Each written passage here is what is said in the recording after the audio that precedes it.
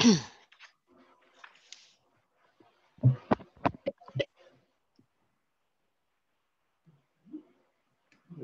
pense qu'on va pouvoir commencer. On attend peut-être… Ah, M. Darmaillan a une autre connexion. Formidable.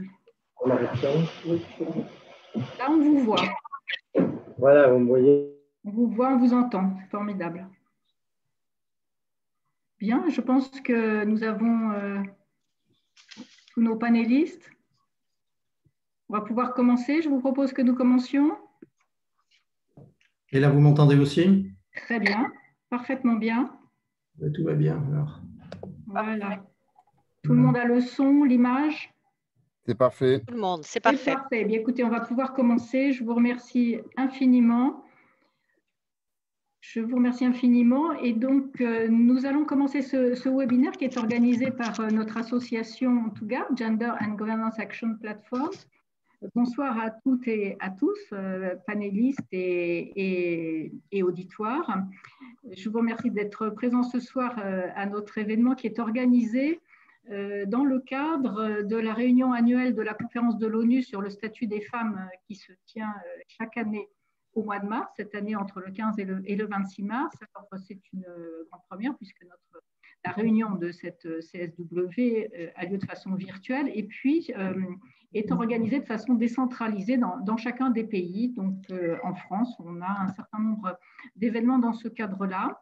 Je vous rappelle le thème qui a été retenu par l'ONU cette année dans le cadre de cette commission sur le droit des femmes, c'est la participation pleine et effective des femmes à la prise de décision dans la sphère publique.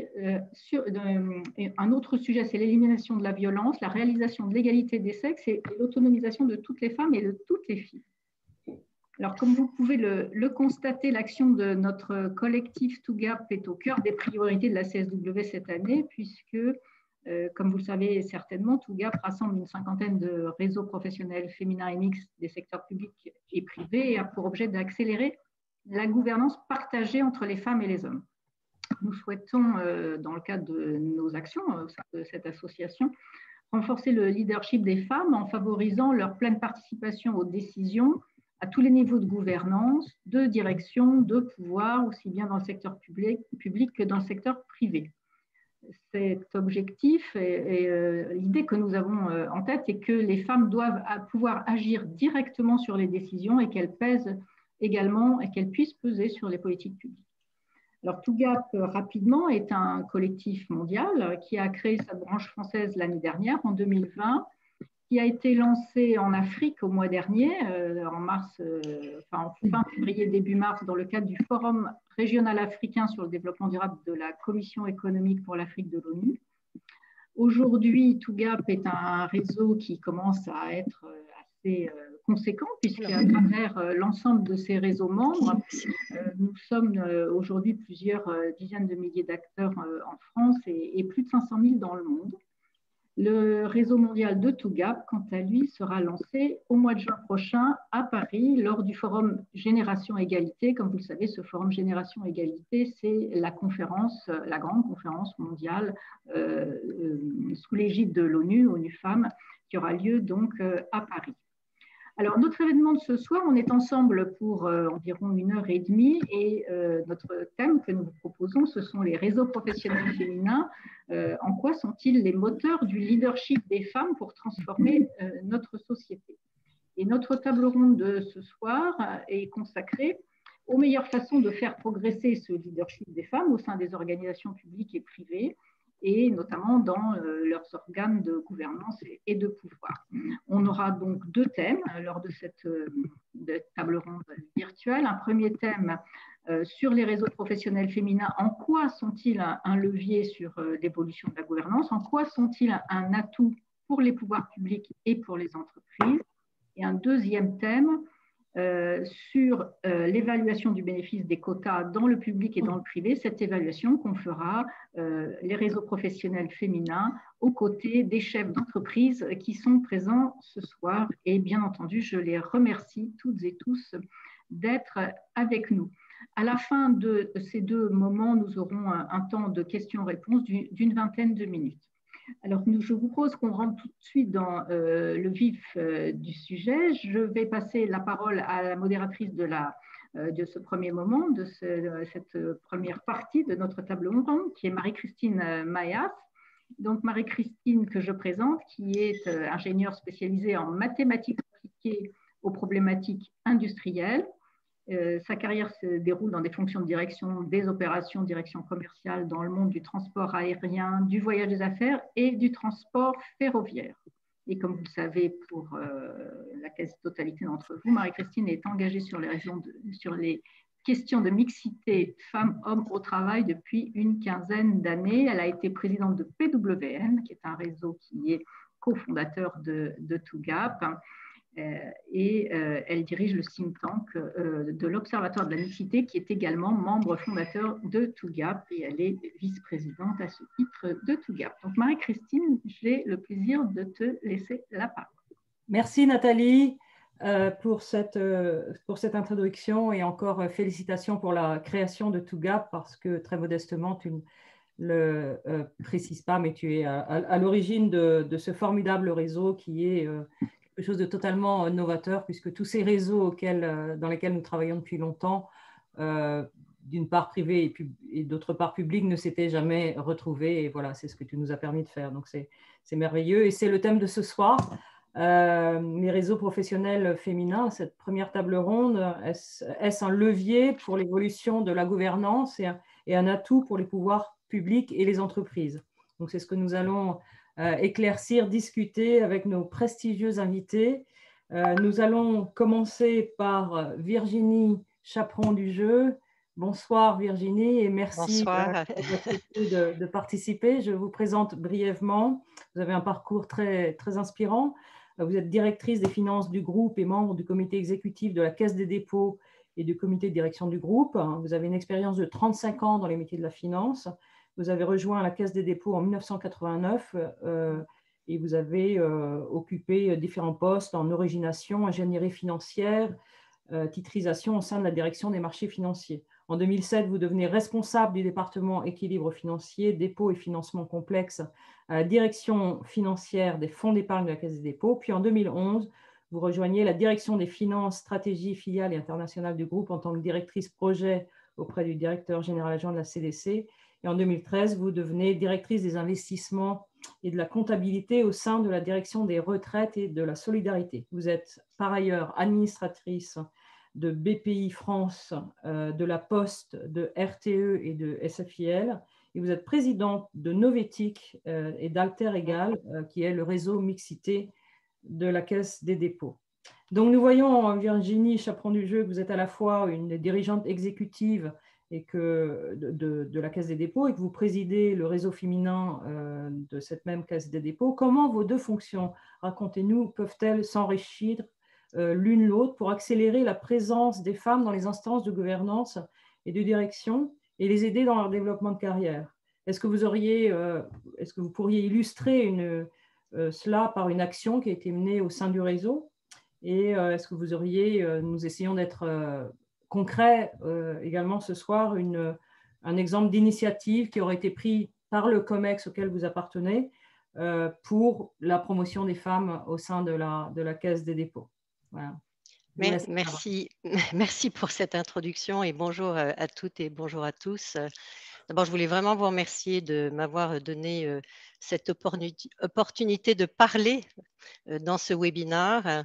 Et peut-être avant de répondre à votre question, peut-être présenter rapidement le réseau mixité du groupe Caisse des dépôts, qui a été créé en fait en 2011, c'est-à-dire dans le sillage de la loi Copé-Zimmermann. Et donc, c'était il y a 10 ans. Et d'ailleurs, nous allons célébrer le 25 novembre prochain ces 10 années. Et ça sera d'ailleurs l'occasion aussi d'un webinaire. Et donc, vous serez tous conviés. Aujourd'hui, en fait, on est 2300 membres au sein du réseau qui sont à la fois des collaborateurs femmes-hommes, cadres, non-cadres, et représentant à la fois l'établissement public et toutes les filiales du groupe, les filiales appartenant au domaine concurrentiel, c'est-à-dire au domaine privé et au domaine public. Voilà. Donc ça, je pense que c'est important que vous le sachiez. En tout cas, on est un réseau qui est très mobilisé.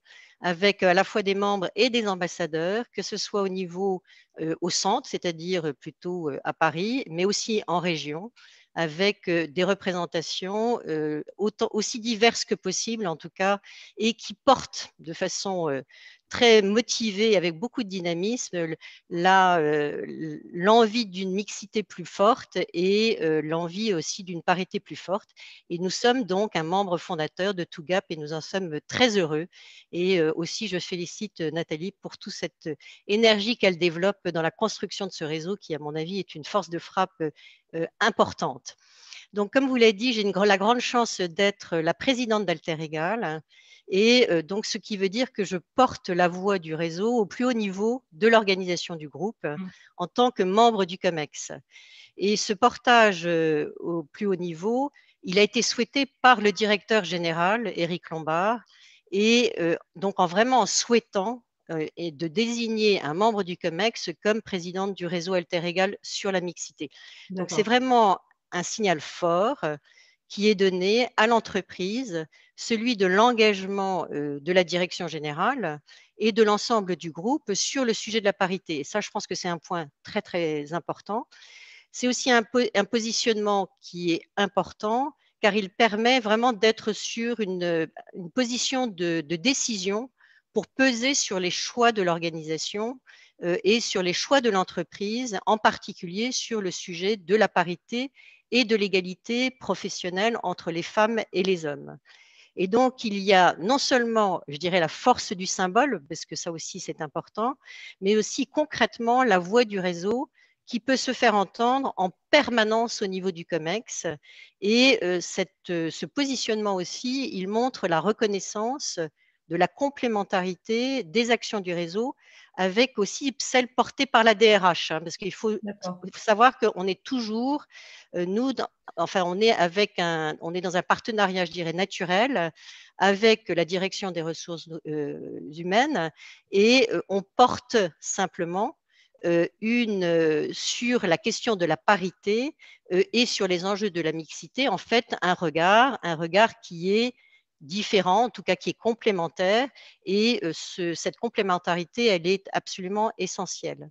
Oui. Donc le soutien déjà, parce que vous me demandiez comment ça se traduit, je pense que le soutien, la première force, c'est vraiment le soutien au plus haut niveau de l'ensemble de l'organisation, de l'engagement sur la parité et aussi de l'engagement du directeur général et qui se traduit d'ailleurs chaque année dans le rapport d'activité d'Alter Egal avec une expression, enfin un édito qui est celui qui est écrit par le directeur général et aussi des témoignages sur l'engagement de l'ensemble des membres du COMEX et aussi des directeurs des filiales. Donc, il y a vraiment un portage complet.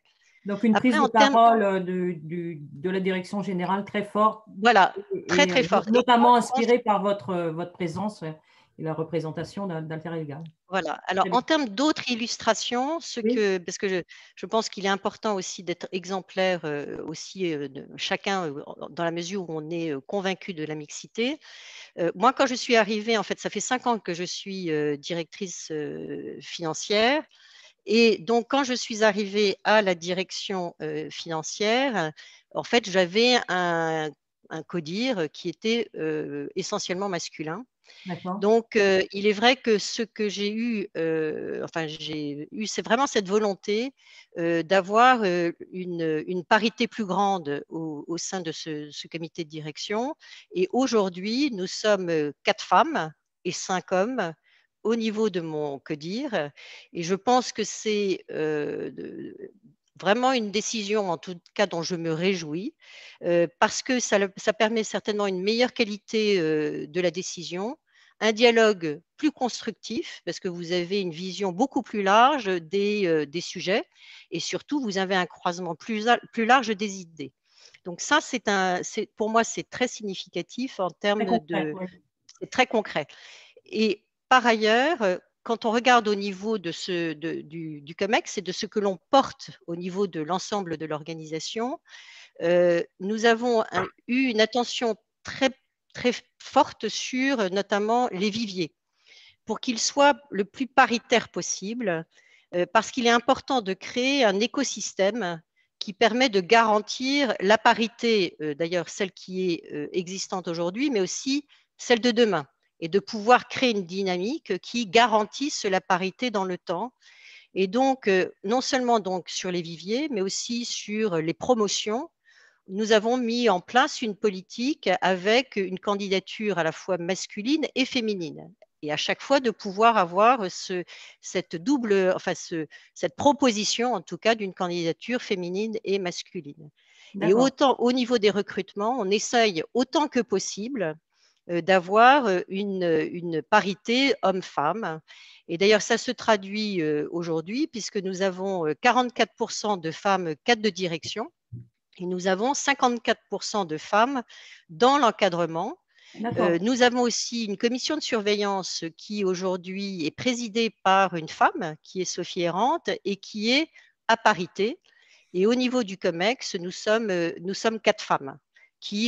Nous avons en plus des fonctions qui sont des fonctions importantes dans la finance, les risques, le secrétaire général avec la direction de l'informatique et aussi la direction de la communication. Donc, c'est quand même des fonctions qui sont importantes et donc nous les incarnons. Qui ne sont pas que des fonctions de… Enfin, pardon, qui ne sont pas uniquement des fonctions de support. Oui, voilà. Donc, en fait, moi, ce que je pense surtout, c'est véritablement une vigilance permanente, la parité. Et il faut vraiment créer les conditions à tous les niveaux de cette parité et surtout de s'assurer qu'elle va exister dans le temps. Et donc, c'est vrai que le rôle du réseau aussi, c'est de porter ce regard en permanence sur la traduction de cette parité et d'être une sorte de, je ne dis pas de garde-fou, mais un peu garde-fou que l'ensemble et que l'organisation va porter cette parité. Et donc, il faut impulser partout. Et que ce soit au niveau de l'établissement public, parce que nous, on a la partie publique, mais aussi au niveau des filiales. Et notamment, moi, je vois, par exemple, là, nous sommes actionnaires de RTE. Et à RTE, RTE vient de prendre un choix qui est important, à mon sens, enfin, qui est tout à fait emblématique, puisqu'ils ont maintenant un directoire avec 3 femmes et 2 hommes. RTE, c'est le réseau de distribution d'électricité. Donc, ça a été insufflé par une sorte de votre énergie, votre présence au conseil je pense qu'il y avait en tout cas, il y a une attention qui était forte sur le sujet. On a un actionnaire, l'actionnaire Caisse des dépôts est un actionnaire qui est attentif sur ce sujet. Et donc, c'est vrai que c'est un élément qui certainement permet la promotion, en tout cas, de ce type d'organisation. Parfait. Merci beaucoup, Virginie. Il y aura une séance de questions pendant laquelle nous aurons l'occasion de vous redonner la parole. Donc, si je résume, la représentation du réseau mixité à travers vous dans le COMEX de la Caisse des dépôts a engagé une prise de parole et un engagement plus important des autres membres de l'équipe et du DG lui-même. Donc, ça se traduit très, très concrètement. C'est très agréable à voir. Et puis, votre équipe à vous, vous avez commencé par le faire autour de vous en rendant le plus mix possible votre équipe dès que cela vous a été possible. Et le réseau donc permet finalement d'occasionner une vigilance de tous les moments sur ce sujet en particulier. Tout à fait. Et par une représentation au plus haut niveau. Merci. C'est une belle démonstration. Et bravo à la Caisse des dépôts pour cela. Nous allons passer, Irène Breuil, à vous. Vous avez également un profil très impressionnant. Vous êtes présidente de la Chambre de commerce et d'industrie de Lyon Métropole. Vous êtes présidente du réseau Femmes Chefs d'entreprise pour cette même zone. Vous êtes dirigeante des sociétés Codev, Vibresens, Sens Nature qui fournissent des accessoires divers autour du bien-être, des spas, des massages. Vous pourrez le préciser si vous le souhaitez. Vous êtes ingénieur ESGI Paris dans les technologies de l'information. Donc, merci d'avoir accepté notre invitation. Et donc, vous êtes présidente de plusieurs réseaux professionnels, ceux que j'ai mentionnés. Pouvez-vous partager de votre côté quelques initiatives que vous avez mises en œuvre au sein de femmes chefs d'entreprise et de la Chambre de commerce et d'industrie qui ont permis, d'après vous, de faire bouger les lignes, d'accélérer la présence des femmes dans les lieux de pouvoir? À vous. Oui, merci de me donner voilà, la parole. Petite précision, hein, je suis présidente de la CCI à Saint-Étienne et non pas de la CCI Lyon Métropole Saint-Étienne, parce que si mon président m'écoute, il ne sera pas content. Excusez-moi. Voilà. Non, ce n'est pas très grave. Alors, des actions qui ont été lancées, voilà, déjà pour faire bouger les lignes, je vais vous parler un petit peu de mon parcours de femme sur mon territoire. Hein, donc, bouger les lignes, on a lancé sur le territoire de Saint-Étienne les FCE. Et puis après, il y a eu la prise de présidence de la CCI. Je vais vous expliquer en 2 mots voilà, comment tout ça s'est fait crescendo et comment ça permet justement de faire bouger les lignes. Et pour accélérer la présence des femmes dans les lieux de pouvoir, et différentes actions que nous menons au sein du réseau des FCE pour les inciter voilà, à prendre des mandats. Donc, je vais vous décliner un petit peu tout ça. Donc, moi, j'ai commencé mon expérience dans les réseaux professionnels n'est pas très vieille. Hein. J'ai découvert déjà les mandats il y a pas très longtemps. Hein. C'est ce qui m'a permis de comprendre l'importance des réseaux professionnels et l'importance de la présence des femmes dans ces réseaux pour justement pouvoir accéder à des lieux de pouvoir. Donc, moi, j'ai commencé par siéger au bureau de la CCI métropolitaine en 2016, hein, suite à une demande, bien sûr, de mon syndicat professionnel, sans trop savoir vraiment en quoi ça consistait. Hein. J'ai plutôt eu l'impression à ce moment-là d'être un peu, on va dire, une femme quota, hein, voilà, d'être nommée plutôt en raison de mon sexe et non de mes compétences. Hein. Vraiment, ça s'est passé un peu comme ça. Bon, je me suis très vite consolée. Hein, voilà, c'était un outil formidable pour les femmes. Hein. J'ai rapidement trouvé l'exercice intéressant de siéger dans un bureau de CCI métropolitaine. J'ai vu qu'il s'est passé des choses. Voilà, j'ai assez vite compris voilà, quel rôle nous, les femmes, on pouvait jouer en siégeant dans ces instances. Puis en 2017, donc, j'ai rencontré Anne-Sophie, hein, qui était alors la présidente des femmes chefs d'entreprise au niveau national, qui m'a demandé si je souhaitais lancer le réseau des FCE sur le territoire stéphanois. Donc Anne-Sophie Porceri, qui sera une intervenante de la 2e table ronde et qui a été présidente de femmes chefs d'entreprise. Absolument pas, voilà, merci. Donc, je me suis intéressée à ce réseau hein, qui représente plus de 2000 membres en France avec plus de 500 mandats hein, et lesquels mandats permettent justement à nos femmes chefs d'entreprise de gagner en visibilité. Voilà, et en mai 2018, on a lancé la délégation des femmes chefs d'entreprise sur Saint-Étienne-Loire-Sud.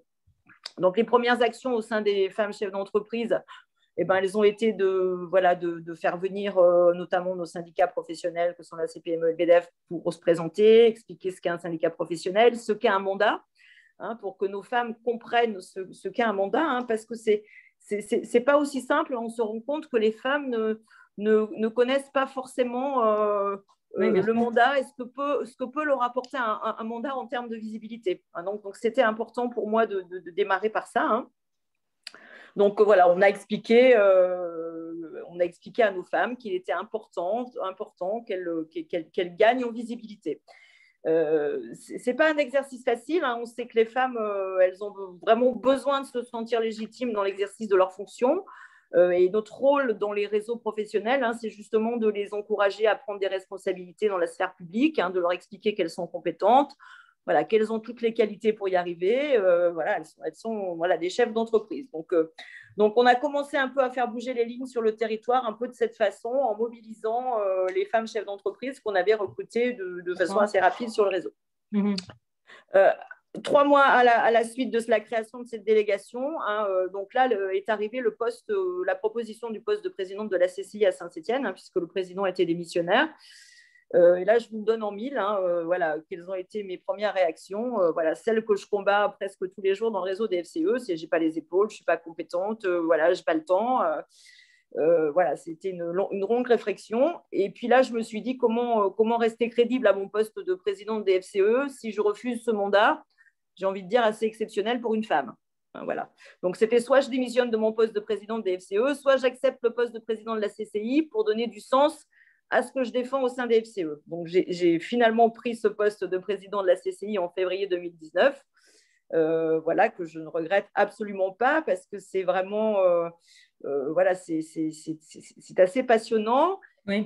Et surtout, voilà, sur 123 CCI que nous avons en France, hein, je crois qu'aujourd'hui, on a seulement 5 ou 6 femmes qui sont présidentes, dont 2 ou 3 qui sont femmes chefs d'entreprise.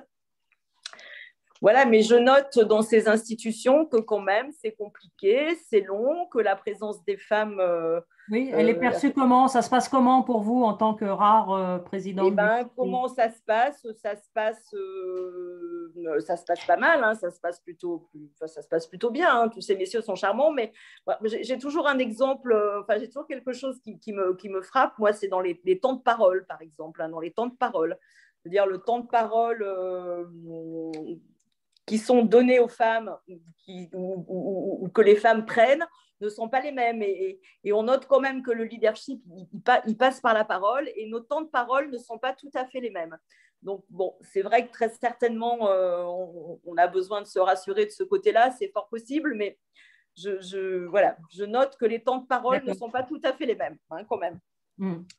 Donc, voilà. Donc, moi, mon expérience, c'est-à-dire que cette expérience, je la mets à disposition, on va dire, du réseau des FCE, de toutes les femmes chefs d'entreprise que je rencontre en leur disant, voilà, ce n'était pas non plus un exercice très simple de prendre toutes ces fonctions, mais si nous voulons gagner en visibilité, si nous voulons nous installer dans cette égalité professionnelle, il faut aussi que nous, les femmes, on analyse nos propres freins aussi, hein, qu'on les dépasse, hein, parce qu'on a aussi des freins, ça, il faut le dire, on a nos propres freins.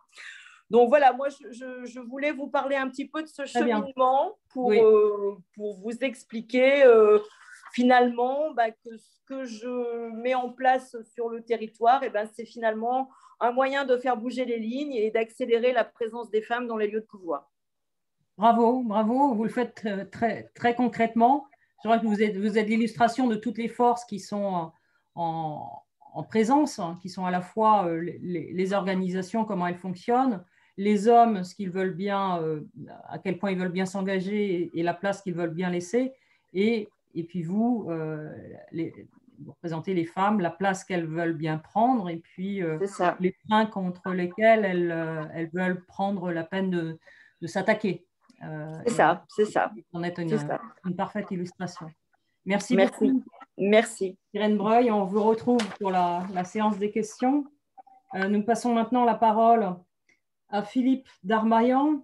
Merci de vous joindre à nous. Vous êtes président de l'UIMM, qui est l'Union des industries et métiers de la métallurgie, qui a un autre nom, je pense, la Fabrique de l'avenir, si je ne me trompe. Vous êtes président d'ArcelorMittal France depuis 2015, après avoir dirigé différentes entreprises dans les secteurs de la métallurgie, et vous êtes vous-même diplômé d'HEC. Alors, Philippe, vous avez dirigé plusieurs entreprises du secteur de la métallurgie. Bon, c'est un secteur, on sait, probablement un peu plus difficile, où il est plus difficile pour les femmes de se faire une place. Vous présidez également donc l'UIMM. Il s'agit d'un secteur moins féminisé que d'autres. En tant que dirigeant, quel regard portez-vous sur les quotas, ou on peut appeler ça autrement, objectifs contraignants, si le mot dérange parfois certains, dans les instances de gouvernance et de direction? À vous la parole. C'est un secteur moins féminisé, ce n'est pas tout à fait exact. On est un secteur qui est féminisé. ArcelorMittal tient les objectifs de la réglementation pénitentiaire. Le problème, c'est que nos femmes se sont focalisées. Nous avons une espèce de, j'appelle ça un apartheid ou une discrimination naturelle. Les femmes se sont focalisées, comme vous le disiez tout à l'heure, sur les fonctions support. Donc, nous avons beaucoup de femmes sur le risque, le juridisme, la communication, la HR, comptabilité, finance, etc. Et très peu sur la fabrication, les projets, la recherche. Oui. Donc, on est tout à fait dans les préjugés normaux, à savoir que les femmes gèrent la maison et les hommes sont ailleurs. Donc, notre problème, il est là, il est que l'ensemble de l'entreprise est genré. Et donc, tout ça est bien sûr un handicap extrêmement fort pour arriver pour arriver à la fois à avoir les femmes en position de pouvoir et d'avoir ces décisions qui soient prises sans, avec le concours de l'ensemble de la population, y compris des hommes. Alors, Donc, que pouvez-vous y faire alors? ce que j'y ai fait sur ArcelorMittal, ça a été d'élargir mes comités de direction et de revaloriser les parties fonctionnelles. Autrement dit, j'ai même modifié l'organisation pour que finalement les fonctionnels sont devenus les hommes ou les femmes du directeur général, avec à la limite autorité sur les opérationnels. Donc un retournement de la... Bon. Donc tout ça pour dire que je l'ai fait, ça me permettait quasiment immédiatement d'amener des femmes dans le comité de direction en position de pouvoir, de régler ce sacro-saint problème de la compétence des femmes qui ne veulent pas être des femmes quotas, ce que je comprends très bien, oui. Et de régler aussi l'acceptabilité par les hommes. Combien de temps cela vous a-t-il pris, Philippe? Ça, c'est immédiat. Oui. Ce qui prend après plus de temps, c'est pour faire à l'intérieur de ce nouveau comité de direction des rotations qui permettent effectivement à une femme HR de devenir responsable d'un département. En l'occurrence, j'ai mis la responsable HR patronne de l'ensemble de la distribution, qui est un business à 1 milliard d'euros, de façon à justement pouvoir ensuite faire des transversalités. Donc, vous voyez, j'ai trouvé ça. Pourquoi je prends cet exemple? Parce que je crois que la situation est différente dans chaque entreprise et que la clé de la réussite n'est peut-être pas le quota contraignant, pardon, mais elle est la transparence, l'engagement du patron, c'est-à-dire que le patron définit ce qu'est son comité directeur. La grande différence entre un conseil d'administration et un comité de direction, c'est que le comité de direction est variable, définit son organisation, rendre ça public et connu au niveau de l'Assemblée générale pour les sociétés cotées notamment, et qu'ensuite il y a une mesure de façon ensuite à ce que ces engagements pris se passent. L'autre exemple sur lequel j'arrive à peu près à la même conclusion, c'est l'UMM. L'UMM, c'est une organisation patronale girondine, c'est-à-dire qu'elle est composée de 70 UMM locales qui sont totalement autonomes. Anne-Sophie Pandéry est à l'UMM de Lyon. Eh bien, elle n'a aucun compte à me rendre. Aucun. Et à la limite, c'est moi qui suis élu par elle et c'est moi qui ai des comptes à rendre. Okay, et donc, le truc fait que les 70 UMM locales ont donc des chefs d'entreprise dans leur réseau, élisent des conseils d'administration, qui élit ensuite un président qui va lui venir à mon conseil. Et moi, à partir de ce conseil, je vais avoir un bureau. Et donc, dans tout ça, j'ai un enchaînement qui fait qu'au final, j'ai que des hommes, ou 10%. Et donc, la question que j'ai posée un jour à mon conseil, je leur ai dit, bon, maintenant, ça suffit comme ça. Donc, on va se prendre un objectif 20% 2025. Et je me suis retrouvé à la fois… Alors, la chance, c'est vous avez parlé de la force du symbole, c'est-à-dire qu'aucun homme ne va vous dire qu'il ne faut pas. Maintenant, par derrière, je peux vous dire qu'ils le disent. Et les femmes ont pris la parole et disent, non, attendez, on ne veut pas être des femmes quotas, donc on veut pas. Donc, je m'en suis tiré comment? D'accord. OK, je supprime le 2025, je le remplace par immédiatement. Et je supprime le quota par un engagement qu'on va prendre, c'est que dans tous les conseils d'administration de l'UMM, je veux 20% de femmes. Nous voulons, ensemble, 20% de femmes. On l'écrit, on le mesure et on est transparent. Donc voilà, donc je crois que la solution, je pense que le quota en tant que tel, décidé par l'AREM, La République En Marche ou par les ministres qui veulent causer des cases, on a un risque. On a un risque d'aller à l'envers de ce que l'on veut. En revanche, je pense que dans le process, il faut définir un objectif de discrimination positive, le mettre en place avec une transparence et surtout travailler les causes profondes. Les causes profondes, Irène et les précédentes personnes qui sont intervenues l'ont mentionné. Les causes profondes, elles vont à la fois dans les préjugés, quand je parlais des femmes qui occupent les métiers de la maison et des hommes qui sont devant sur les métiers de production, c'est écrit dans nos définitions de poste, c'est écrit dans nos organisations. Donc, il faut commencer par là. Il faut commencer effectivement à avoir une discrimination positive sur ces postes-là, avoir une communication sur ces postes-là. Donc, l'UAMM est associé. Oui, je n'ai pas fait l'article avant, mais tout ce qui pouvait se faire historiquement pour l'égalité homme-femme a été fait. Je veux dire, on a négocié avec les syndicats, on s'est associé avec toutes les associations, Elles Bougent, Capital Filles, etc. Donc, tout ce travail a été fait. Qu'est-ce qu'on constate? C'est que ça ne bouge pas au final. Oui. Et donc, la question… Donc, vous êtes la démonstration des effets du volontarisme, de la discrimination positive et de vraiment l'effort perpétuel. Non, je ne l'exprime pas comme ça. Je suis la démonstration qu'il faut, plutôt que des situations qui sont généralisées par la loi, il faut une obligation contractuelle avec un objectif, une transparence, etc. Et en même temps, traiter les causes profondes, c'est-à-dire des embauches qui sont à sa parité. La discrimination positive doit être déjà sur les embauches, des évolutions de carrière qui ont effectivement le critère, et notamment qu'on puisse regarder sur les augmentations annuelles, comme la ArcelorMittal l'a signé, quelle est la situation entre guillemets des femmes par rapport à la situation des hommes. Donc ce genre de choses-là, il faut les faire, il faut aller en amont et prendre des engagements et demander à chacun qui décide ce qu'est son comité de direction, comment il l'organise, quel engagement il prend pour aller dans le sens 40%. Parfait, c'est une formidable démonstration et je retiens aussi cette opération très, très originale dont je n'avais jamais entendu parler, que vous avez opérée chez ArcelorMittal, qui est afin que les femmes ne soient pas toujours sur des positions de support, de proposer des retournements, des rotations dans les fonctions. Alors, je trouve ça très, très culotté, pardonnez-moi ce mot, mais vraiment très intéressant. Merci beaucoup.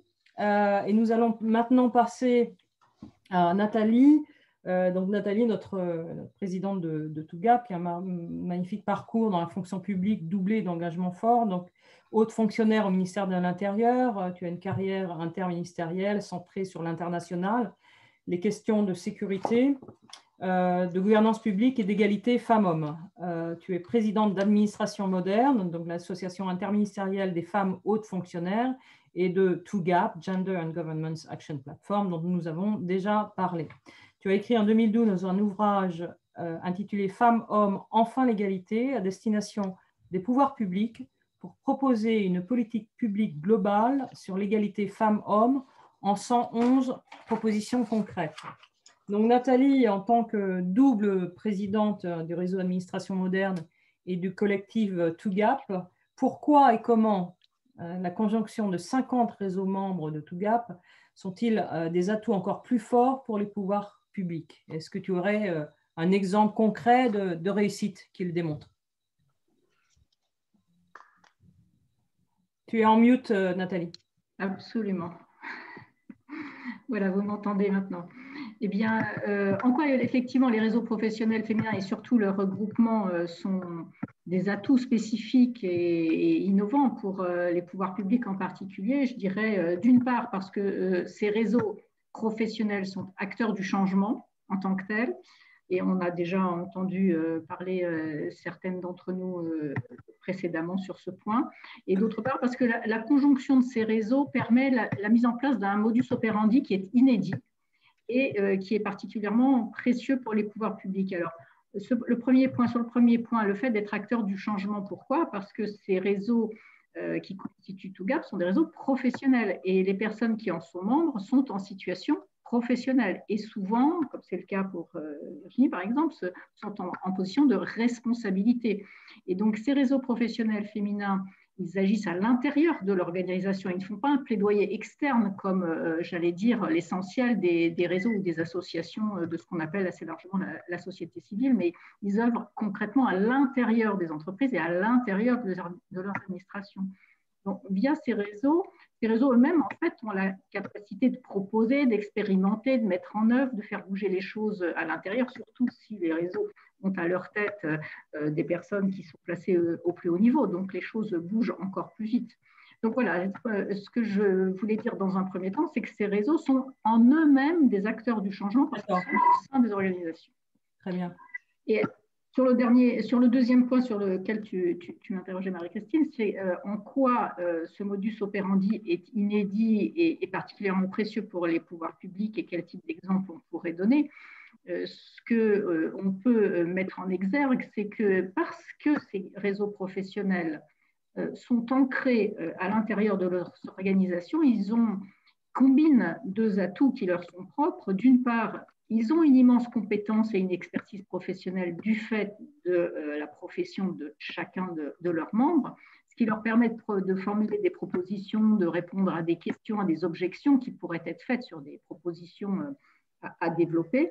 Et d'autre part, ces réseaux ont la capacité de vérifier sur le terrain, grâce à la mobilisation des membres de ces réseaux, la faisabilité et la validité des propositions. Et puisque tu m'engageais à donner un exemple, sur des sujets qui font des débats assez vifs, hein, comme les quotas, M. Darmaillan vient d'en parler à l'instant, ou sur l'index égalité des entreprises, nos réseaux professionnels ont été en capacité de produire ces derniers mois au pouvoir public des arguments juridiques, techniques, validés, j'allais dire, par l'académie, par les meilleurs spécialistes du sujet, et qui ont été ensuite validés par le terrain, donc via une expertise des réseaux professionnels qui permettent de proposer au pouvoir public des éléments d'amélioration du cadre législatif et réglementaire. Et donc, cette capacité, ce modus operandi qui articule l'expertise et la validation de terrain est très spécifique. Et moi, ce que j'observe, c'est qu'en quelques mois, j'ai trouvé que la position des pouvoirs publics avait changé sur ces sujets. Quand on a discuté avec les différents cabinets en début d'automne sur ces sujets, ils avaient une position un peu sceptique et nous avons quand même quelques raisons de penser que notre argumentaire a porté ses fruits quelques mois plus tard. D'accord, très bien. Merci Nathalie. Il est vrai que pour compléter ou pour paraphraser quelques-uns de tes propos, moi, représentante du privé, j'ai pu constater quelle était la force de pouvoir avoir connaissance de ce qui se passait dans le public. Et autant, alors il est vrai qu'on a cette chance peut-être d'avoir déjà quelques lois qui semblent, enfin sur la voie d'être plus appliquée, si je puis dire. Vous avez la loi Sauvadet de votre côté qui peine un peu. Mais à l'inverse, l'effet des initiatives que vous faites dans les différents réseaux et dans les différents ministères que l'on ignorait par définition auparavant est vraiment d'une valeur incroyable pour nos propres réseaux et nos propres initiatives. Donc, encore bravo pour cette initiative privée plus publique. Merci à tous les quatre. Donc, nous allons vous retrouver pour la session questions-réponses et je repasse la parole à Nathalie qui va présenter Anne Duret qui va présenter la deuxième table ronde. Merci beaucoup. Merci Marie-Christine. Et donc, nous allons entamer notre deuxième moment de la soirée sur ce deuxième sujet, l'évaluation du bénéfice des quotas dans le secteur public et dans le secteur privé. Et la table ronde, enfin, sa deuxième partie de la table ronde qui sera animée par Anne Durez. Et donc, quelques mots pour présenter Anne, qui a une carrière d'avocate internationale et qui a rejoint un grand groupe industriel où elle est aujourd'hui responsable conformité. Anne travaille depuis longtemps sur les questions de gouvernance, de RSE, de leadership des femmes. Elle a été administratrice et membre du comité exécutif d'une organisation professionnelle en Asie-Pacifique. Et Anne préside le réseau Femmes de loi qui rassemble des juristes et des avocates qui sont engagés sur l'ensemble de ces sujets. Et Femmes de loi est un réseau cofondateur et membre de Touga. Anne, je te passe la parole pour ce deuxième moment d'échange. Merci Nathalie. Bonsoir à toutes et à tous. Et oui, comme monsieur Darmaillan le faisait observer, il y a beaucoup de femmes dans les fonctions support, notamment les fonctions juridiques. Alors, ce soir, notre table ronde se veut vraiment pragmatique, comme vous l'avez les uns et les autres remarqué, et on vous remercie pour tous vos témoignages. Notre première intervenante est Françoise Belay. Françoise, tu es déléguée nationale à l'égalité professionnelle entre les femmes et les hommes au sein de l'Association des administrateurs territoriaux de France, qui est une association qui fonctionne comme un laboratoire d'idées qui contribue au débat public. Et l'ATF a notamment organisé son premier mois de l'égalité professionnelle ce mois-ci, au mois de mars. Par ailleurs, Françoise, tu es administratrice de TOUGAP et de formation, sociologue et angliciste. Tu interviens d'ailleurs régulièrement auprès des étudiants et membres de l'ENA. Alors, ce qui va être intéressant pour nous ce soir, nous aimerions t'entendre, parce que d'abord, tu représentes, à l'instar de ce que vient de faire Nathalie, le secteur public ce soir, et qui devrait être, on l'a dit, exemplaire en matière d'égalité professionnelle entre les femmes et les hommes. Et en étant un petit peu provocatrice, Françoise, j'ai envie de te demander, est-ce que l'égalité professionnelle dans la fonction publique est un vœu pieux? Les quotas de genre, on en parle, ils existent. Sont-ils correctement mis en œuvre? Faut-il davantage de contrôle, de sanctions? Comment progresser sur ce sujet? C'est à toi, Françoise. Merci Anne, et merci à Nathalie aussi pour organiser ces deux jolies séquences qui nous permettent justement de mettre un peu en scène l'effet levier de l'association TOUGAP. C'est-à-dire que vraiment, depuis 1 an que ce collectif existe, toutes les associations, et comme l'a dit aussi Marie-Christine, sont boostées, pour employer ce terme, dans leur travail. Et vraiment, TOUGAP joue un rôle très important pour favoriser les partenariats et les initiatives.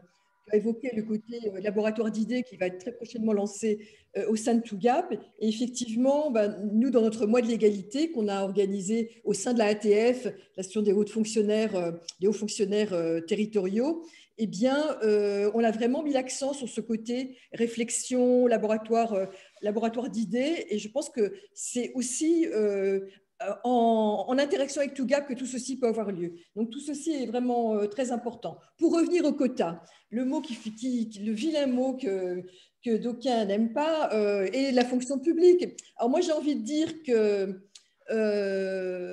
en tout état de cause, des progrès importants ont été réalisés dans la fonction publique, qui a aussi sa loi. Hein. Il y a la loi Copé-Zimmermann pour le privé, elle a été largement célébrée pour ses 10 ans. Eh bien, la loi Sauvadet du 12 mars 2012 a quand même fait largement avancer les choses dans le secteur public. Alors, elle ne porte pas sur les conseils d'administration, elle porte sur les primo-nominations. L'objectif de la loi Sauvadet, c'est d'augmenter le nombre de femmes en fonction dans l'encadrement supérieur et dirigeant.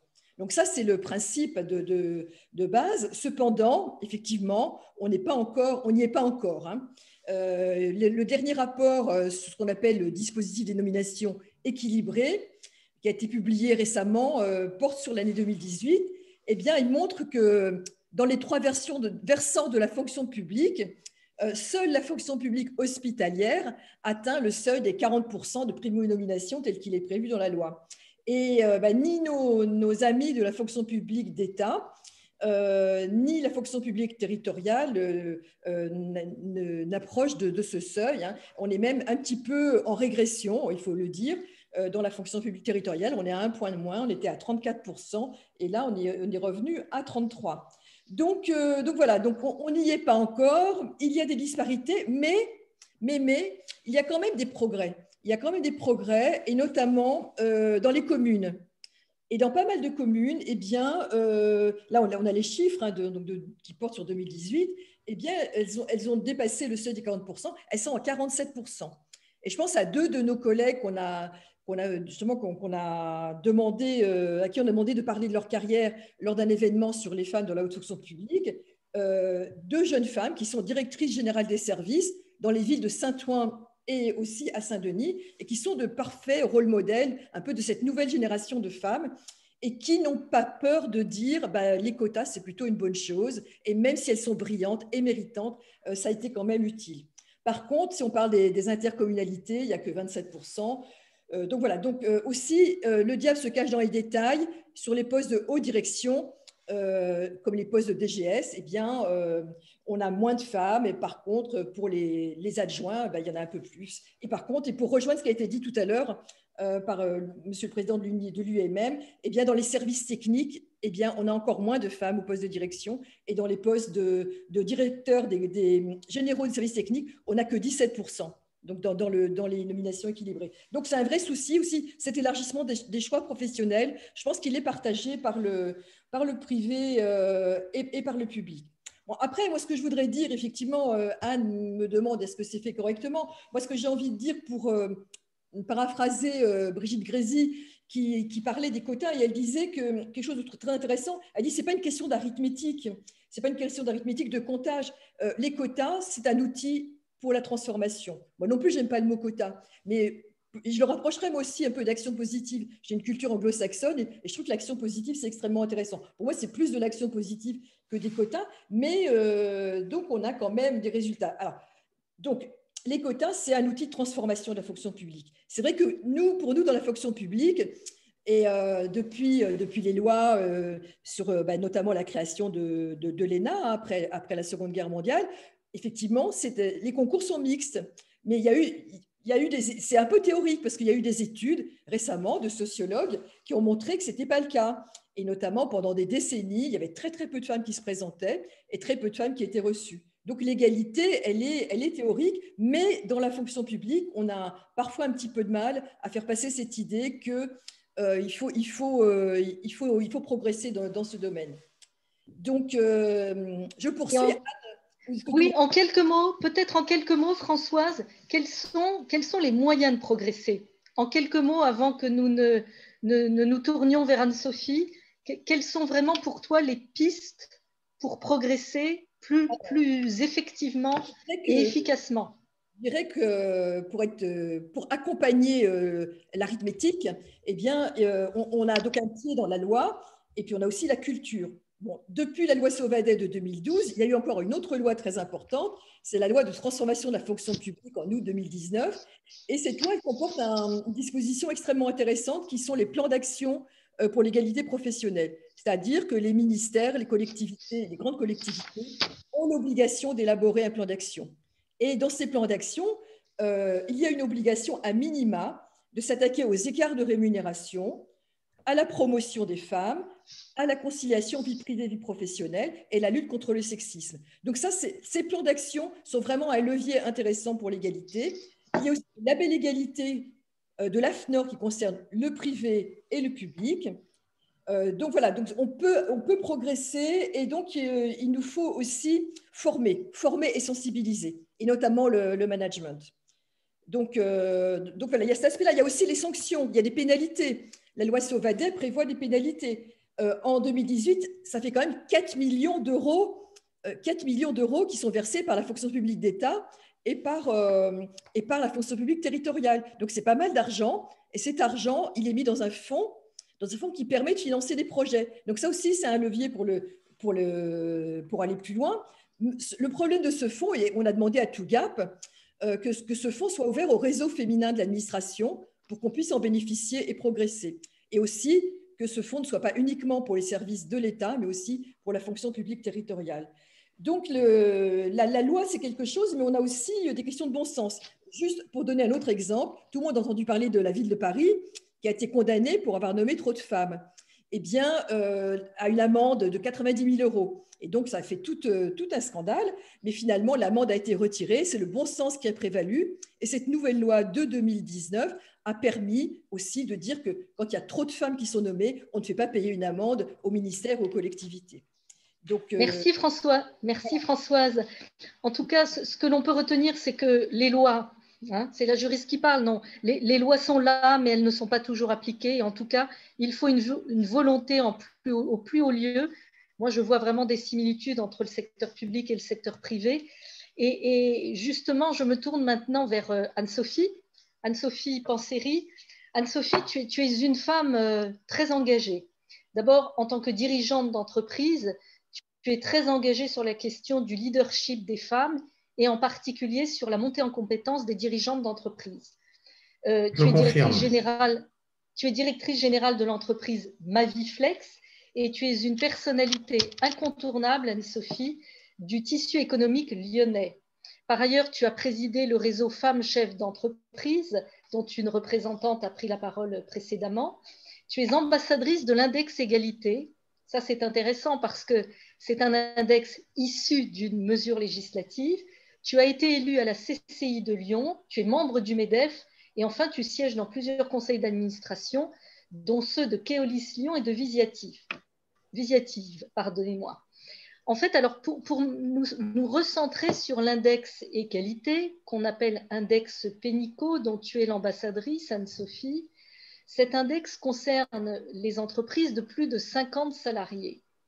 Est-ce que, selon toi, pour être très concrète, il s'agit d'un outil efficace pour faire progresser l'égalité professionnelle et pour amplifier la présence des femmes dans les fonctions de leadership? Bonjour tout le monde. Ouais, mon engagement, en fait, il vient qu'à un moment donné, vous êtes dirigeante d'entreprise et moi, personnellement, j'ai connu une année 2006 catastrophique où j'ai eu la nécessité de sortir de mon entreprise et j'ai justement à ce moment-là rencontré les réseaux. J'ai rencontré l'UMM, j'ai rencontré le MEDEF et j'ai rencontré le réseau des femmes chefs d'entreprise. Et c'est par cette rencontre-là qu'on se construit et que moi, j'ai construit ma personnalité aussi et que j'ai pris conscience de la nécessité de l'engagement. Et plus on s'engage, plus on a l'impression d'être utile. Et ça, les femmes, on a souvent ce mot à la bouche de cette nécessité d'être utile. Et au travers du mandat, c'est aussi ça, l'engagement qu'on a. Et au travers de ces différents mandats, j'ai rencontré beaucoup d'associations et beaucoup de femmes. Et à ce moment-là, je me suis rendu compte de ma responsabilité, moi, en tant que chef d'entreprise, de mettre en action finalement les demandes tout à fait légitimes des femmes et de vérifier dans ma propre entreprise que les choses étaient faites correctement. Et petit à petit, le cheminement m'a amené à m'engager sur cet index. Et en fait, cet index, je l'ai vécu, moi, pas comme une loi, mais comme un indicateur qui nous permettait de faire un plan d'action.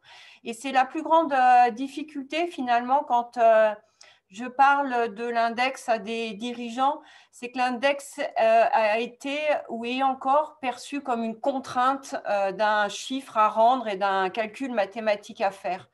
Et c'est tout le travail qu'on a quand on prend la parole, de pouvoir transformer cet outil en vraiment en axe d'amélioration pour toutes les entreprises, pour appuyer le doigt où ça fait mal parfois, mais l'important, ce n'est pas ce qui s'est passé avant, c'est qu'est-ce qu'on fait pour que ça aille mieux. Et il n'y a que ça qui est intéressant au travers de cet index. Maintenant, on l'a travaillé beaucoup avec TOGAP, hein, c'est important de le faire bouger. Il y a des zones d'ombre, notamment sur les petites entreprises. Hein, il y a le premier indice, c'est très compliqué à calculer et je le sais puisque je n'ai pas pu le calculer et pourtant, vous connaissez ma motivation à calculer mon index. Donc là, il y a des réformes à faire pour que vraiment on soit tous à égalité aussi et qu'il n'y ait pas de faille pour qu'aucune entreprise ne puisse le calculer et rendre le dispositif et le partager avec les collaborateurs, parce que c'est ça aussi qui est intéressant. C'est la discussion qui va en découler avec les CSE dans nos entreprises et les plans d'action qu'on va y mettre. Sur les difficultés du travail qui est à faire pour moi, et là où les réseaux ont beaucoup à accompagner aussi, c'est par exemple tous les enjeux de l'éducation nationale, parce que dans nos entreprises, on est aussi la suite logique des formations hein, qu'on fait et des formations des femmes. Et donc là, c'est très important que toutes les femmes puissent, à un moment ou à un autre, s'engager et aller parler dans les écoles de nos métiers, de nos actions, de nos parcours, parce que c'est aussi comme ça qu'on va donner envie à des jeunes filles d'aller sur des métiers de plus en plus techniques et moi, particulièrement dans l'industrie, qui est mon cœur de vie au quotidien. Et donc là, il faut vraiment se mobiliser pour accompagner ces dispositifs. Quand je le dis, c'est que c'est quand même pas simple et quand on parle des objectifs à atteindre, moi je m'en suis forcément donné dans mon CODIR, j'étais à 3 femmes sur 10 quand il y a à peine il y a 7 ans. Et donc là, j'ai mis en place un plan d'action. Aujourd'hui, on est 5 femmes sur 11, donc on a fait le chemin de la réussite, mais ça a été 7 ans. Donc, c'est long hein, de pouvoir transformer parce que oui, on peut faire rentrer d'autres fonctions dans notre CODIR, mais plus on élargit le CODIR, moins les pourcentages remontent, hein, puisqu'à un moment donné, on est sur un nombre de plus en plus nombreux. Donc, il faut aussi avoir vraiment un enjeu de départ de certaines personnes de nos équipes pour pouvoir renouveler. Donc, ça, c'est un fort enjeu, mais il faut être déterminé.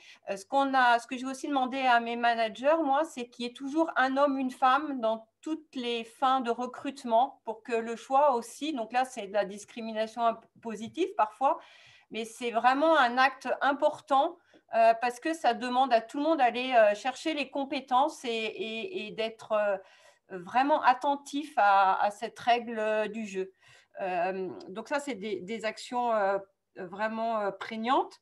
Voilà. Après, nous, on continue avec les réseaux par l'engagement d'aller prendre des mandats à travailler sur la gouvernance, parce que ça, pour moi, c'est vraiment essentiel.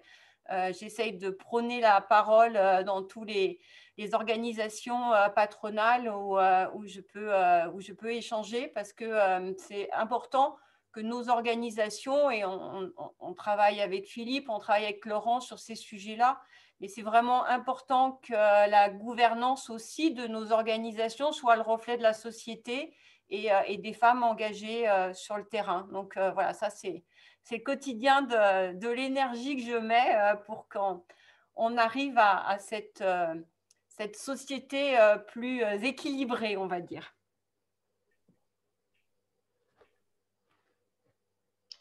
Merci Anne-Sophie. Ce que l'on retient, et tu as témoigné de manière très concrète, c'est que, comme cela a été dit par les précédents intervenants, il faut un engagement du haut de la direction, au niveau de la direction générale. Les réseaux permettent aux femmes d'être visibles, que ce soit des réseaux professionnels ou des réseaux dans des associations, fédérations professionnelles, chambres de commerce. Ce que j'ai retenu aussi, c'est que tu as beaucoup parlé d'action et de plan d'action. Et c'est vrai que si on a une loi mais qu'elle n'est pas suivie d'un plan d'action, c'est perçu comme une contrainte. Donc, tu as vraiment mis en évidence qu'une contrainte peut être transformée.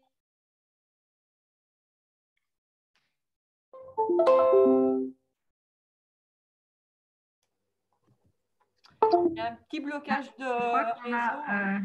Un petit problème de réseau avec Anne. Bon, ce que je propose, c'est que peut-être… Je lance Laurent, du coup, je fais une passation en attendant que Anne revienne. Voilà. Allez, je vous prie de m'excuser. Je vous prie de m'excuser. J'ai une connexion un petit peu instable et je vous prie de m'en excuser. Et un dernier point, vous m'entendez toujours? Oui. Est-ce que vous m'entendez? Pardonnez cette connexion instable. Oui, on t'entend, Anne. Voilà, j'ai coupé la vidéo de ce fait. Anne, on ne t'entend plus. Je te propose, Anne-Sophie, peut-être de présenter Monsieur Fia, en attendant qu'Anne se reconnecte. Donc, la présentation, elle est en vouvoiement, mais moi, je vais me permettre, je ne vais pas faire la journaliste de base. Je tutoie Laurent. Donc, Laurent, tu es t'es dirigeant, tu as présidé le MEDEF Lyon-Rhône pendant 7 ans et tu fais partie du comité gouvernance des entreprises au MEDEF national. Tu es très engagé en faveur de l'égalité et on aimerait t'écouter sur les actions que tu as pu mettre en place au sein de Visiactive, ton entreprise, et les effets positifs que tu commences à constater, dont l'énergie magnifique de ton conseil d'administration dont je fais partie. Bien, bonjour à toutes et à tous. J'ai envie de commencer par une intervention en disant que nous sommes dans un contexte global où les entreprises doivent se réinventer et qu'on a besoin de leadership. Et ça me semble quand même extrêmement important. Au-delà des quotas, et j'y reviendrai parce que moi aussi, je n'aime pas trop le terme de quota. et que nos entreprises vont être de plus en plus jugées par la performance extra-financière et bien sûr par leur performance financière, et que ça me semble être une excellente opportunité pour aller chercher justement ce leadership féminin qu'on connaît tous. Donc, dans un contexte où la valorisation des démarches RSE deviennent de plus en plus prenantes, où les collaborateurs recherchent du sens, où les entreprises revisitent leur raison d'être et qu'elles se transforment aussi bien au niveau digital que énergétique. De plus en plus, le management et ce que j'appelle moi dans l'entreprise les transformeurs vont prendre une part importante. Et dans cette dynamique de transformeurs, ce qu'on a mis en place chez Visiative, bon, Visiative, c'est 1000 collaboratrices et collaborateurs, c'est 10 pays, c'est une vingtaine d'agences en France, c'est 18 000 clients, c'est une croissance assez forte.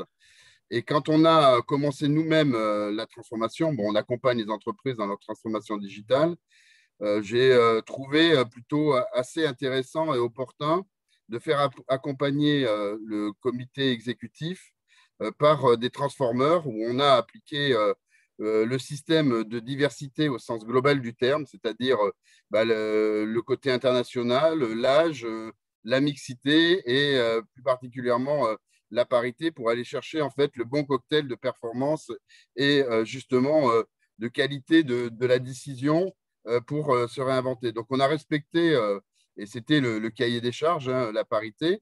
Je dois vous avouer que ce n'est pas si simple parce que quand on est dans le numérique, et j'y reviendrai, le vivier des talents et de la compétence numérique n'est pas, à mon sens, assez féminisé. Donc, là aussi, il y a une dynamique, et ça a été dit bien en amont à mettre en place, hein, qui est de préparer le futur.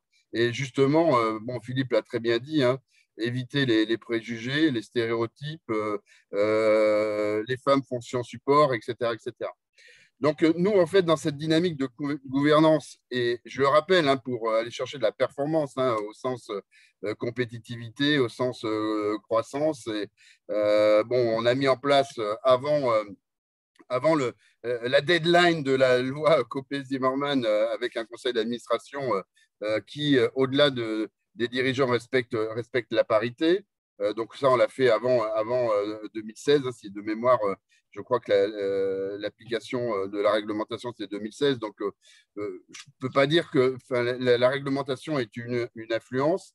Je dois aussi dire qu'il est plus facile de trouver des femmes en conseil d'administration qu'un comité exécutif, tout simplement parce qu'une femme, et vous l'avez très bien dit, peut être dans plusieurs conseils d'administration, ce qui facilite quand même largement le sujet. Et je remercie Anne-Sophie de son implication depuis très longtemps chez Visiative. On a mis en place aussi une dynamique, et nous, ce qu'on mesure chez Visiative, c'est la dynamique de mouvement. Et ce n'est pas l'indicateur statique, c'est l'indicateur dynamique, c'est-à-dire comment, en fait, on évolue. Donc, on est pour l'instant sur une embauche qui est complètement paritaire. Je crois que c'est 52-48. Hein, donc, bon, je ne sais même pas dans quel sens, hein, mais pour moi, c'est paritaire quand on est à 52% de femmes, 48% d'hommes. Donc, on a mis en place cette dynamique. On a mis une dynamique sur le strat, non pas comité exécutif, dans lequel, en fait, on a 2 femmes et 3 hommes. On a voulu, nous, un comité exécutif extrêmement agile et plutôt de décentraliser les décisions vers les managers de proximité. Et là, on vient d'embaucher très récemment 4 femmes pour compléter la dynamique de talent. Donc, bon, je confirme que c'est vraiment dans une dynamique de volontarisme, d'engagement, d'impulsion, d'opportunités sur les sujets d'innovation et de performance. Et je trouve que la mixité apporte justement ce cocktail gagnant aussi bien sur l'innovation, la compétitivité et sur la performance. Ce que je voulais aussi peut-être rajouter, c'est que dans cette dynamique de croissance et de mouvement, on s'est attaché, et notamment au niveau du MEDEF, typiquement, on a créé maintenant, il y a 3 ans, un CFA qui a pour objectif de former des transformeurs, donc des personnes qui ont déjà un socle Bac+5 sur des métiers aussi divers que l'industrie, la chimie, le BTP, etc. Et d'apporter en fait des solutions extrêmement pragmatiques pour justement proposer à des dirigeants d'entreprise d'avoir des transformeurs à leur côté pour accompagner les transformations digitales. Et là, on a justement mis les réseaux en mouvement pour être assez strict sur la parité. D'ailleurs, on a plus de femmes que d'hommes. Donc, on est très content de ça parce que, pour le coup, on prépare l'avenir. Donc, moi, je crois beaucoup au sujet de qu'est-ce qu'on fait en amont, quel mouvement et quelle dynamique on met en amont pour créer en fait cette dynamique d'écosystème et de vivier. Et bon, ça a été dit aussi, hein, pour moi, le pouvoir, c'est l'action. Hein, donc, c'est voilà, se mettre en action. Il faut que les femmes osent, il faut qu'elles se forment, il faut qu'elles soient encouragées, il faut valoriser et enfin mettre en lumière toutes les bonnes pratiques. Voilà simplement ce que je voulais partager. C'est encore une fois de l'impulsion. Beaucoup de choses sont faites, et en l'occurrence, pour parler rapidement du MEDEF et au plus haut niveau, puisque Geoffroy porte cette dynamique, aussi bien la dynamique des nouvelles générations avec le COMEX 40, où la parité est complètement respectée. Et là, c'est un peu plus dur sur le conseil exécutif, dont Philippe fait aussi partie, où on a un peu plus de mal à trouver effectivement des femmes représentatives, mais on va y arriver. Et encore une fois, c'est qu'une question de volonté. Je ne suis pas très fan, et notamment au MEDEF de manière globale, on n'est pas très fan de la réglementation, puisque c'est pour nous la réglementation punitive. Et je suis plutôt, moi, pour la valorisation que la réglementation punitive. Merci beaucoup, Laurent, parce que votre témoignage…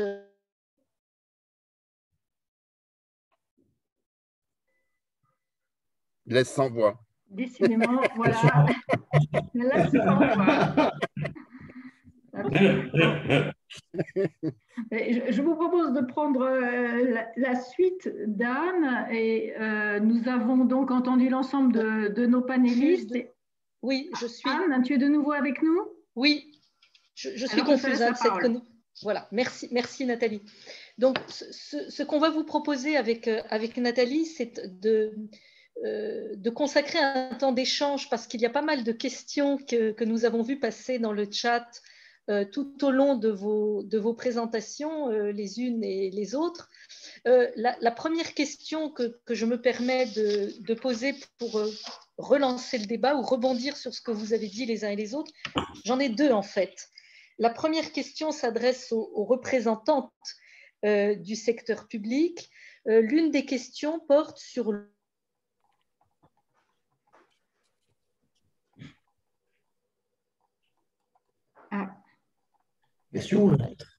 La question est perdue. Alors, je prends le relais parce que j'ai vu les questions pour le secteur public. Donc, une question… Anne, je pense qu'il y a une difficulté avec son réseau. Donc, je prends la suite sur les questions qui ont été posées dans le chat sur le secteur public et notamment les plans annuels qui sont prévus dans les collectivités territoriales aujourd'hui.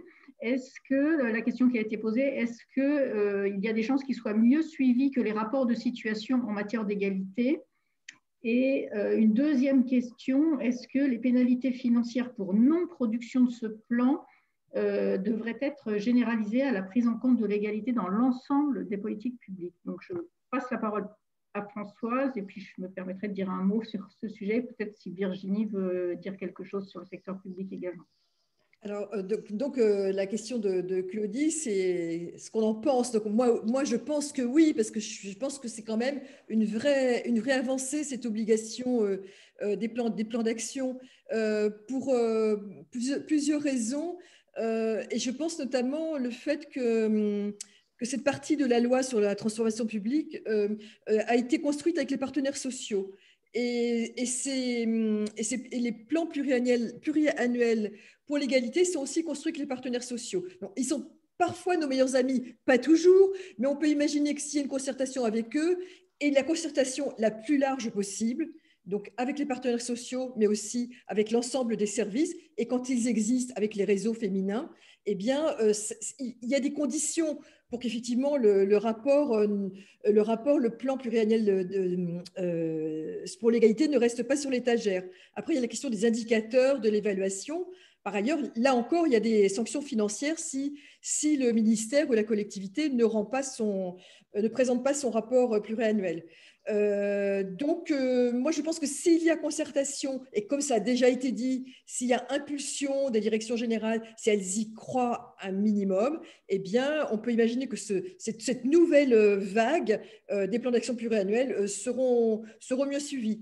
Puis on peut imaginer, comme le disait aussi Nathalie en début de séance, qu'il y a quand même une évolution. Moi, je perçois quand même une évolution dans la société, dans les médias. On peut imaginer qu'il y a une évolution générale qui peut nous laisser espérer que ce sera mieux pris en compte. Voilà pour la première partie, en tout cas.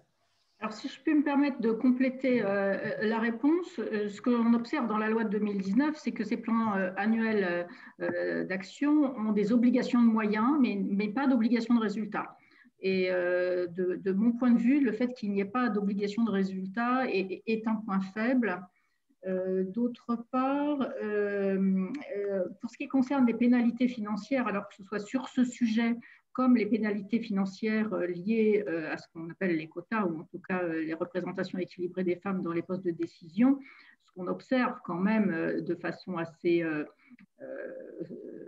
généralisée, que ce soit pour ces sujets-là comme pour les quotas dans la vie politique, c'est qu'on fait souvent le choix de payer des pénalités. C'est plus facile de payer une pénalité que d'aller chercher un peu plus précisément dans le vivier disponible des femmes qui pourraient avoir les responsabilités auxquelles on pense. Donc, les quotas, les pénalités financières, c'est un peu à double tranchant. Et alors, si je puis me permettre de reprendre ma casquette de celle qui pose quelques questions à partir de celles qui sont posées dans le chat, il y avait une question sur le fait d'utiliser ou pas l'index de l'égale conditionnalité pour l'accès des entreprises à la commande publique. Peut-être, est-ce que Virginie a une idée sur cette question? Déjà, peut-être je vais répondre un tout petit peu à la première question. Alors nous, au niveau de la Caisse des dépôts, on a des plans triennaux, c'est vrai, avec des engagements. Moi, je crois beaucoup à ces plans d'action, parce que comme on a pu le dire dans les tables rondes, je pense qu'il faut quand même qu'on ait des engagements, qu'il y ait une dynamique, qu'il y ait des engagements qui soient posés et que l'on puisse s'assurer que ces engagements sont tenus. Et donc, il y a la question d'ailleurs de la mesure dont on a parlé tout à l'heure. Et je pense que c'est important qu'il y ait la mesure des progrès. Après, les pénalités, moi, je ne suis pas nécessairement… je pense que c'est plus fort d'être dans l'engagement et dans la dynamique que véritablement pénalisé. Mais enfin, bon, ça, c'est plutôt parce que moi, j'ai peut-être une approche… je suis certes dans un établissement public, mais j'ai plutôt une approche, je dirais, privée là-dessus. Après, sur la question de la commande publique, je dois dire que donc aujourd'hui, on n'a pas réfléchi sur ce sujet. Aller jusqu'à dire quand vous répondez notamment à un appel d'offres, c'est ça que vous dites, est-ce que le fait que vous ne soyez pas dans je dirais que vous ne respectez pas les quotas ou vous ne respectez pas notamment des plans, etc. Je ne suis pas nécessaire… Aujourd'hui, on n'a pas réfléchi sur le sujet. Je le dis vraiment de toute façon tout à fait transparente. Bon, ça peut être un sujet d'ailleurs sur lequel il faut peut-être réfléchir au niveau d'un réseau, parce que c'est une vraie question. Mais à ce stade, en tout cas, nous, on n'a pas posé le sujet sur la table comme ça. Anne, on ne t'entend pas? Oui, merci Nathalie. Il y a une question que nous avons vu passer dans le chat et elle est plutôt destinée aux représentants du privé, aux dirigeants représentants du secteur privé. L'une des questions porte sur la différence que vous faites, peut-être vous-même, Monsieur Darmaillan, puisque vous avez, me semble-t-il, soulevé ce point. Quelle différence faites-vous entre les quotas qui ne retiennent pas votre préférence? C'est un sujet qui fait beaucoup débat en ce moment. Donc, la différence entre les quotas et ce que vous avez qualifié de discrimination positive. Il y a eu plusieurs questions portant sur cette différence que vous faites. Est-ce que vous pourriez l'expliquer, s'il vous plaît? Je ne fais pas de différence. Je dis simplement qu'il faut, pour accélérer les choses, des discriminations positives à des niveaux de l'entreprise qui permettent l'acceptabilité de cette discrimination et qu'elle soit reconnue en termes de compétences et d'éviter d'avoir des femmes obligées de penser, de dire qu'elles sont des femmes quotas. Donc, ce que je dis, c'est qu'il faut chercher cela. Je vais vous donner un exemple. Qu'est-ce que nous avons fait sur les conseils d'administration pour éviter que ce soit uniquement des femmes qui se sentent femmes quotas? Au niveau de la FEP, nous avons, chaque grande entreprise du CAC 40 a décidé de former des femmes de leurs entreprises pour être administrateurs. Et donc, quand j'ai eu besoin d'un administrateur pour Aperam, je me suis adressé à Total et j'ai demandé à Patrick Pouyanné quelle femme chez lui il avait formé pour pouvoir, etc.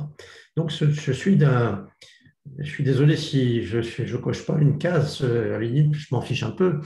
Je suis en train de vous dire que on a affaire à des choses extrêmement sérieuses dans lesquelles on a une ambition de pousser à la parité et qu'il faut aller chercher là où c'est faisable. Donc, il faut avant tout s'engager. S'engager, ça veut dire effectivement avec un timing, un truc de progrès, de façon à pouvoir suivre ça. Et puis, quand je dis, et aller ensuite forcer le destin là où c'est possible. J'ai raconté l'histoire de mon changement d'organisation à 180 degrés. Bon, c'est un truc, mais qui m'a permis de tenir mon engagement. Mais il n'aurait aucune valeur si je n'avais pas effectivement fait ça uniquement, de dire OK, je rajoute des gens dans l'administration, puis on n'en parle plus. Dans le comité de direction, on n'en parle plus. Non, j'ai accompagné ça avec un changement d'organisation, avec un discours sur le fait que la juriste, la RH, représentaient la direction générale sur leur domaine et donc elles avaient autorité sur les producteurs. Je l'ai fait bien sûr dans une idée d'organisation du travail et d'efficience. Et en plus, je savais que ça me permettait de revaloriser un certain nombre de postes qui sont dans la sidérurgie vus comme des jobs où les femmes vont de façon préférentielle. Donc voilà, donc il faut être un peu… Mais je ne suis pas contre les quotas. Je pense qu'il y a un débat sur les quotas qui est mauvais, donc je n'utilise pas ce mot, mais j'utilise le mot discrimination positive, qui est de dire qu'à certains moments, sur les embauches, sur la gestion de carrière, eh bien, il faut là se mettre des enjeux. Et l'enjeu chez ArcelorMittal, c'est effectivement sur les embauches d'avoir des candidats qui soient à parité et que le choix puisse se faire à la compétence. Sur la gestion de carrière, c'est un peu plus dur. Donc là, on a fait un accord avec les OS qui permet de faire une revue année après année sur les promotions, le traitement des périodes de femmes enceintes, etc. De façon, toutes ces questions extrêmement complexes sur lesquelles je suis pragmatique. Je dis, il faut regarder ça. On est dans une stratégie d'égalité. Il y a des problèmes qui sont naturels. D'ailleurs, tout le monde le dit que les femmes ne réagissent pas comme les hommes sur un certain nombre de sujets, sur la prise en compte, sur l'ambition, sur le temps de parole, vous avez dit, sur la capacité de parole, elles parlent moins, il faut les… Bon, donc on n'est pas dans une égalité à dire mathématique, on est dans une égalité sur laquelle il faut la vouloir, il faut la faire. Voilà mon message. Merci. Moi, je voulais juste rajouter peut-être que le quota est avant tout un outil, mais pas la solution. Ouais. Et c'est presque un indicateur au même titre que notre chiffre d'affaires, notre marge, etc. Et ce n'est pas en se donnant des contraintes de quota qu'on arrive à trouver les solutions. Donc, ce que j'ai envie de dire, c'est là aussi, et Philippe, tu l'as très bien dit, former des administratrices, former des transformeurs, encourager, valoriser les bonnes pratiques. Et je pense qu'il y aurait plus d'impact que de dire, et le pire qui pourrait nous arriver, c'est effectivement d'avoir des femmes par obligation et non pas par performance. Et là, pour le coup, je pense que personne n'est gagnant d'un résultat comme celui-ci, quoi. Je pense que vous avez raison de dire que j'ai une réticence quelque part sur les discriminations positives dans les conseils de direction. Pourquoi ? Parce que la présence dans un conseil de direction, c'est l'aboutissement d'une carrière, c'est l'aboutissement d'un leadership pipeline, c'est l'aboutissement de la façon dont on construit une compétence. C'est très différent d'un conseil d'administration dans lequel on nomme un conseil d'administration, en général avec des gens de l'extérieur, et on cherche une diversité du conseil pour avoir ce qu'est le rôle du conseil d'administration, c'est la gestion des risques, éventuellement la validation de la stratégie, c'est-à-dire regarder ce que fait le manager par-dessus son épaule pour l'orienter, etc. Donc, on est dans le conseil d'administration, on est dans un rôle de conseil, de gestion du risque et de porte-parole de la voix de l'actionnaire.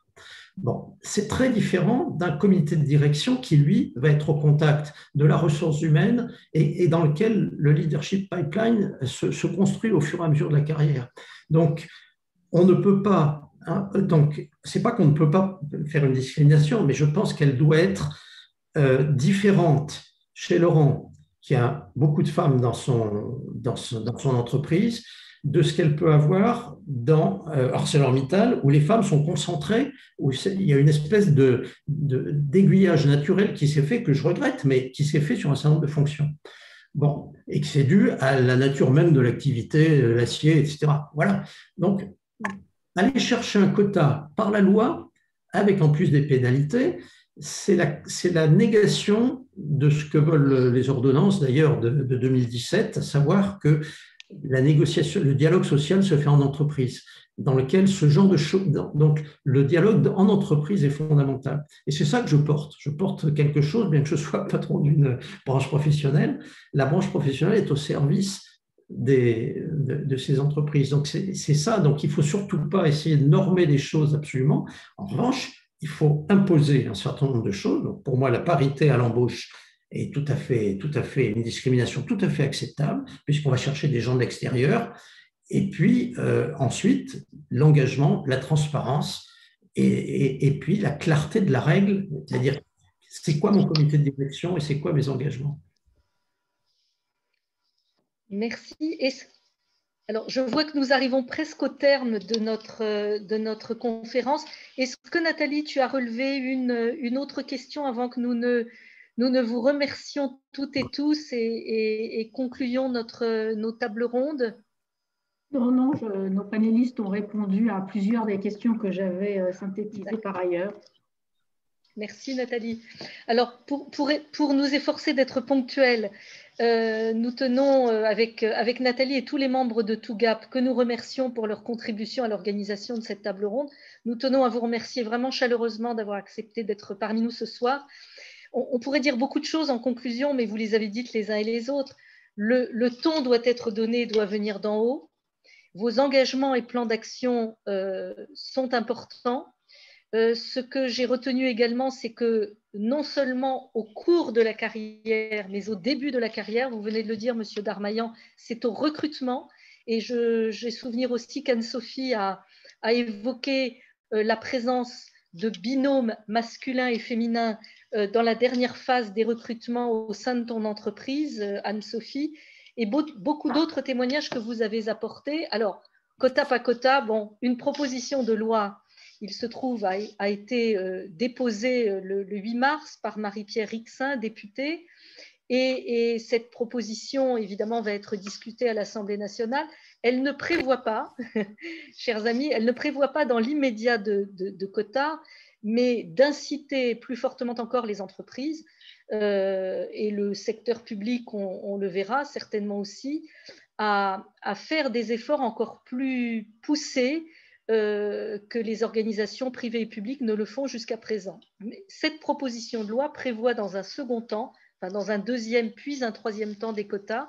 Donc, ce que je voulais dire au nom de TOGAP, c'est que nos réseaux et notre collectif TOGAP, évidemment, seront attentifs à apporter et à enrichir le débat public de nos propositions.